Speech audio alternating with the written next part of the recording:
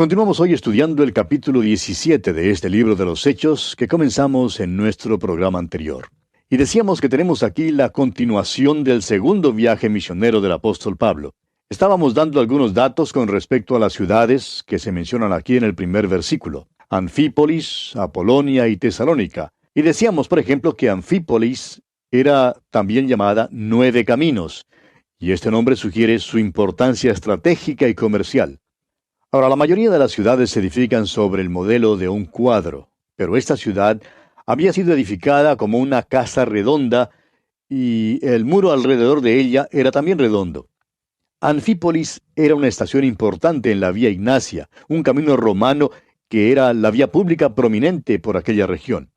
En este camino, el Esponto quedaba a unos 800 kilómetros de Dyrrachum, en el mar Adriático. Esta sería la carretera por la cual pasaba el ejército romano. Por esa ruta viajaban también los comerciantes. Y ahora vienen algunos misioneros que van de camino para Tesalónica. Ahora Apolonia es otro lugar, otro pueblo importante en esta misma Vía Ignacia. Tesalónica, por su parte, estaba situada a unos 61 kilómetros al oeste de Apolonia en la Vía Ignacia. Quedaba tierra adentro, pero era en realidad un puerto marítimo porque desde allí salían 3 ríos que desembocaban en el mar. Era una ciudad importante de aquel entonces, otra colonia romana. Casandro, un rey macedonio, la reedificó alrededor del año 315 a.C. y le dio el nombre de Tesalónica, en honor a la media hermana de Alejandro Magno. El nombre anterior de Tesalónica era Terme, debido a que había allí fuentes de aguas termales. Ahora, Casandro era uno de los generales de Alejandro, quien se hizo cargo del reinado de aquella región después de la muerte de Alejandro. Fue él quien le puso por nombre a la ciudad Tesalónica. Sin embargo, en los tiempos de Pablo, la ciudad ya era una colonia romana. Continuemos pues hoy leyendo los versículos 2 y 3 de este capítulo 17 de los Hechos. Y Pablo, como acostumbraba, fue a ellos, y por 3 días de reposo discutió con ellos, declarando y exponiendo por medio de las Escrituras que era necesario que el Cristo padeciese y resucitase de los muertos, y que Jesús, a quien yo os anuncio, decía él, es el Cristo. Pablo siguió aquí su costumbre usual de predicar en la sinagoga. Es importante notar cuán limitado fue su ministerio allí. Estuvo allí solamente 3 días de reposo, lo cual quiere decir que no podía haber estado allí por más de un mes. En aquel período de tiempo llevó a cabo toda su obra misionera. Muchos hombres y mujeres llegaron a Cristo y una iglesia local se organizó y Pablo les enseñó. Les enseñó todas las grandes doctrinas de las Escrituras, haciendo énfasis especial en la doctrina del arrebatamiento de la iglesia. Esto lo veremos al estudiar la primera epístola a los tesalonicenses, la primera epístola que Pablo escribió. Notaremos que el asunto del regreso de Cristo es el tema central en esa primera epístola de Pablo a los tesalonicenses. Por tanto, podemos ver que Pablo tenía un verdadero ministerio allí en su corta estadía de solamente un mes. Veamos ahora en qué consistía el mensaje que Pablo presentó en Tesalónica. Dice aquí que estaba declarando y exponiendo. Es decir, que declaraba y exponía las Escrituras. Ahora, ¿qué enseñan las Escrituras? Que era necesario que el Cristo padeciese. De modo que predicó la muerte de Jesucristo, mostrándoles que ésta era necesaria según se manifestó en el Antiguo Testamento. Luego les enseñaba que era necesario que Cristo resucitase de los muertos. Esto quiere decir que predicó la muerte y la resurrección de Cristo. Amigo oyente, no encontrará usted ningún mensaje en este libro de los Hechos, predicado por Pedro o por Pablo, en el cual la resurrección no constituya su tema central. No encontrará usted un mensaje de estos 2 hombres, de Pedro o de Pablo, sin que tengan como tema central la resurrección de Jesucristo. Hoy en día son demasiadas las veces en que la resurrección no forma parte, ni mucho menos es el corazón del mensaje. Hablamos mucho hoy en día acerca de la cruz, pero amigo oyente, hoy tenemos un Cristo viviente. Alguien lo ha expresado de la siguiente manera, escuche usted. Hay un hombre en la gloria, pero la iglesia lo ha perdido de vista. En este mismo momento, el Señor Jesucristo está a la diestra de Dios, y eso tiene mucha importancia. Es una cosa hablar en cuanto a la muerte histórica de Cristo que tuvo lugar hace unos 2000 años, y en cuanto a su resurrección en el tercer día. Pero la pregunta es, ¿qué relación tiene usted, amigo oyente, con la muerte y la resurrección del Señor Jesucristo? ¿Tiene algún significado para usted el hecho de que Cristo murió y resucitó? ¿Tiene usted relación hoy con ese Cristo viviente? Amigo oyente, ese es el verdadero cristianismo. Hermano en Cristo, cada domingo debe ser un día de resurrección. Recordemos que fue un primer día de la semana cuando Cristo resucitó de los muertos. Todo sermón debe hacer mención de la resurrección de Cristo en alguna parte. Es importante mencionar la resurrección de Cristo porque estamos hablando acerca del hombre en la gloria. Es importante hablar hoy en día acerca del hombre que hoy está en la gloria. Lamentablemente, el caso es que esta verdad no recibe el énfasis que merece. Si usted hojea cualquier libro de teología, descubrirá que todos tienen una larga sección en cuanto a la muerte de Cristo. Y es verdad que este tema tiene muchísima importancia, y damos gracias a Dios que le dedican tanto espacio a la muerte de Jesucristo. Pero la gran mayoría de estos libros solo tiene una sección breve, simplemente unas pocas hojas que tratan del tema de la resurrección.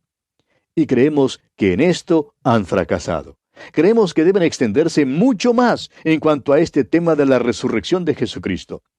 El hecho es que la resurrección de Cristo fue la base de toda la predicación del Nuevo Testamento.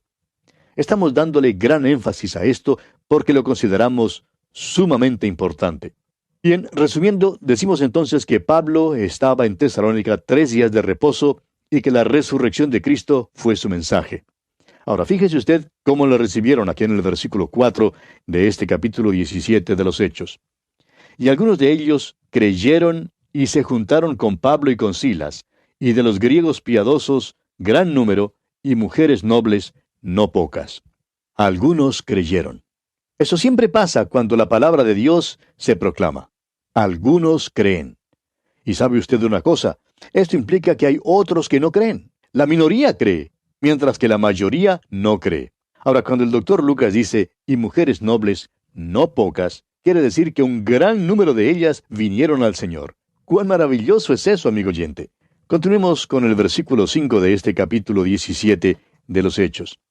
Entonces los judíos que no creían, teniendo celos, tomaron consigo a algunos ociosos, hombres malos, y juntando una turba, alborotaron la ciudad, y asaltando la casa de Jasón, procuraban sacarlos al pueblo.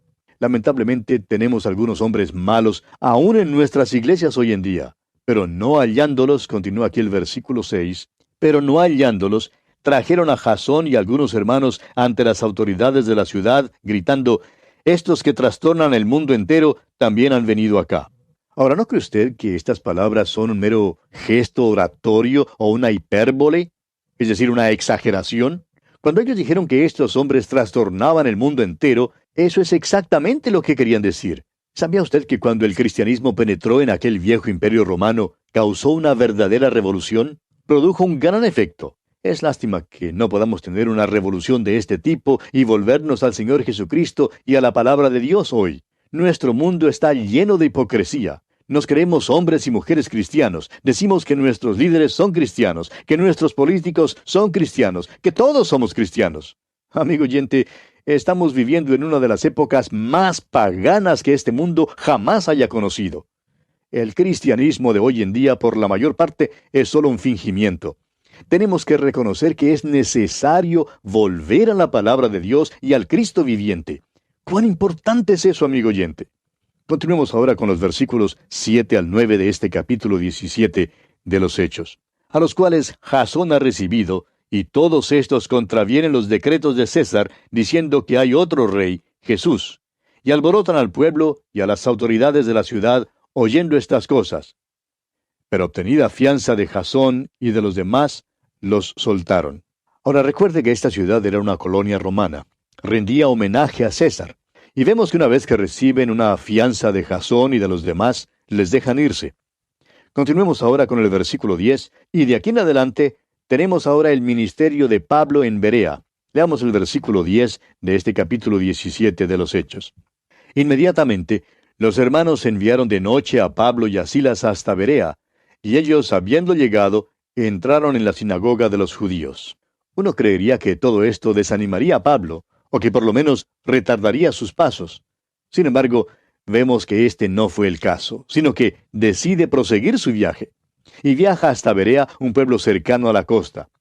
Ahora el versículo 11 dice, y estos eran más nobles que los que estaban en Tesalónica, pues recibieron la palabra con toda solicitud, escudriñando cada día las Escrituras para ver si estas cosas eran así.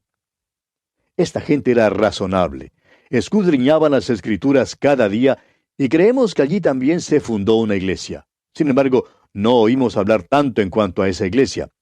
Es interesante que las iglesias más poderosas fueron las que se levantaron en los lugares donde la persecución era más grande. Una de las dificultades que enfrentamos hoy en día, amigo oyente, es que la iglesia, por lo general, no es perseguida. El resultado es que la iglesia simplemente se da por sentada. El cristiano ordinario también se da por sentado. Pero no fue así en el primer siglo. Continuemos ahora con el versículo 12. Así que creyeron muchos de ellos, y mujeres griegas de distinción, y no pocos hombres. Aquí una vez más, el doctor Lucas hace uso del diminutivo. ¿Por qué no dice que creyeron muchos hombres y mujeres de distinción? Bueno, de cualquier manera nos gusta su manera de expresarse. Dice, y no pocos hombres. Quiere decir que muchos creyeron. Para los versículos 13 y 14 dicen, cuando los judíos de Tesalónica supieron que también en Berea era anunciada la palabra de Dios por Pablo, fueron allá y también alborotaron a las multitudes. Pero inmediatamente los hermanos enviaron a Pablo que fuese hacia el mar, y Silas y Timoteo se quedaron allí. Pablo, pues, prosigue su viaje y ahora viaja sin compañía. Leamos ahora el versículo 15 de este capítulo 17 de los Hechos. Y tenemos ahora el ministerio de Pablo en Atenas. El versículo 15 dice, y los que se habían encargado de conducir a Pablo le llevaron a Atenas. Y habiendo recibido orden para Silas y Timoteo de que viniesen a él lo más pronto que pudiesen, salieron. Pablo ahora ha viajado a Atenas. Esperará allí a Silas y a Timoteo. Quiere que ellos visiten a los hermanos en Tesalónica para ver cómo están progresando. Luego deben ir a Berea para ver cómo marcha la obra allí, y desde allí proseguir para reunirse con él en Atenas. Y el versículo 16 dice, mientras Pablo los esperaba en Atenas, su espíritu se enardecía viendo la ciudad entregada a la idolatría. Atenas era el centro de la cultura del mundo. El hecho es que cuando uno piensa en Atenas, uno piensa en la cultura. Sin embargo, Atenas era una ciudad entregada a la idolatría. Y el versículo 17 de este capítulo 17 de los Hechos continúa diciendo, así que discutía en la sinagoga con los judíos y piadosos, y en la plaza cada día con los que concurrían. Ahora este mercado queda al pie de la Acrópolis. Y podemos imaginarnos a Pablo caminando por allí. Usted recordará que Pablo hacía tiendas para ganarse la vida, y creemos que él muy bien podría haber vendido algunas tiendas mientras caminaba por allí. Y mientras vendía sus tiendas, pues hablaba del Señor Jesucristo. Continuemos con el versículo 18. Y algunos filósofos de los epicúreos y de los estoicos disputaban con él, y unos decían, ¿qué querrá decir este palabrero? Y otros, parece que es predicador de nuevos dioses, porque les predicaba el evangelio de Jesús y de la resurrección. La filosofía de los epicúreos era más o menos hedonista. Los estoicos, en cambio, era un grupo que creía en la circunspección y la moderación. Los epicúreos creían que uno no debía restringirse. Creían que de esta manera uno podría vencer la carne. Creían que uno debía darle al cuerpo todo lo que quería tener. Según esta filosofía, si uno quería licor, pues que tomara todo lo que pudiera aguantar. Ahora, en cuanto al sexo, amigo oyente, créanos que los epicúreos podrían participar plenamente en lo que llaman la nueva moralidad. La llaman nueva, pero como usted ve, en realidad no era nada nuevo para los epicúreos. Ahora, por contraste, los estoicos creían que se debía ejercer dominio total sobre el cuerpo. Pues bien, vemos aquí al pueblo griego que viene para oír lo que Pablo tiene que decir. Pablo ha estado hablando mucho y por eso lo llaman palabrero. Ahora, su tema es algo nuevo para ellos. Consideran el nombre de Jesús y la idea de la resurrección como nuevos dioses. Hay muchos hoy en día que dicen que Pablo tomó muchas de sus ideas del platonismo. Dicen que Pablo en realidad no creía en la resurrección corporal, sino en la idea platónica de una resurrección espiritual, según la cual el pensamiento y las obras de un individuo afectan la sociedad y que esta influencia que prosigue es la vida después de la muerte. Uno todavía escucha esta clase de cosas hoy en día. El liberalismo teológico, amigo oyente, no es nada nuevo. No es sino un resurgimiento de aquella vieja filosofía griega. Pero notemos aquí que cuando los griegos, que conocían la filosofía griega, oyeron hablar a Pablo, dijeron que estaba enseñando algo nuevo y extraño. Ahora, lo que Pablo les enseñaba era demasiado profundo para ellos. Continuemos con el versículo 19 de este capítulo 17 de los Hechos. Y tomándole, le trajeron al Areópago, diciendo, ¿podremos saber qué es esta nueva enseñanza de que hablas? El Areópago es una formación de roca muy peculiar que queda al pie de la Acrópolis. Allí en la parte alta de la Acrópolis estaba el Partenón y los otros edificios que tenían relación con aquel gran centro religioso y cultural griego. Francamente, este era un ambiente muy bello, con edificios hermosos y estatuas hermosas. Es un lugar muy interesante para visitar aún hoy en día. Sin embargo, debemos recordar que a pesar de su belleza, toda la ciudad estaba entregada a la idolatría. Sería muy bueno si pudiéramos ir al Areópago para estudiar este sermón, pero tememos que ahora eso no nos sea posible. Estamos seguros que todos los creyentes en Cristo que visitan el Areópago hoy en día leen el sermón de Pablo cuando están allí. Por lo menos creemos que sería bueno leerlo. Pues bien, los griegos le dicen a Pablo que quieren saber más acerca de esta nueva doctrina. En otras palabras, podríamos decir que ellos, según el dicho popular, no entendieron ni jota. Estaban en peores circunstancias que los gálatas, los filipenses y los tesalonicenses. Sin embargo, se creían unos grandes sabios. Las personas de este parecer son las más difíciles de alcanzar con la palabra de Dios y con el Evangelio. Y así sucede también con los que no son verdaderos creyentes, pero que sin embargo son miembros de alguna iglesia. Creen que el Evangelio es algo bueno para el hombre que se halla en la parte más baja de la ciudad. Creen que sus amigos son los que deben escuchar las enseñanzas de la palabra de Dios. Algunos miembros de iglesias pueden ser muy malos y pecaminosos. Sin embargo, nunca se dan cuenta del hecho de que ellos mismos necesitan el Evangelio. Parece que no se dan cuenta que en verdad necesitan un Salvador, no solo para salvarles del pecado, sino también para salvarles en su vivir diario, a fin de que sus vidas valgan algo para Dios. Continúan ahora los atenienses hablando aquí con Pablo, y le dicen en los versículos 20 y 21, «Pues traes a nuestros oídos cosas extrañas. Queremos pues saber qué quiere decir eso, porque todos los atenienses y los extranjeros residentes allí en ninguna otra cosa se interesaban sino en decir o en oír algo nuevo».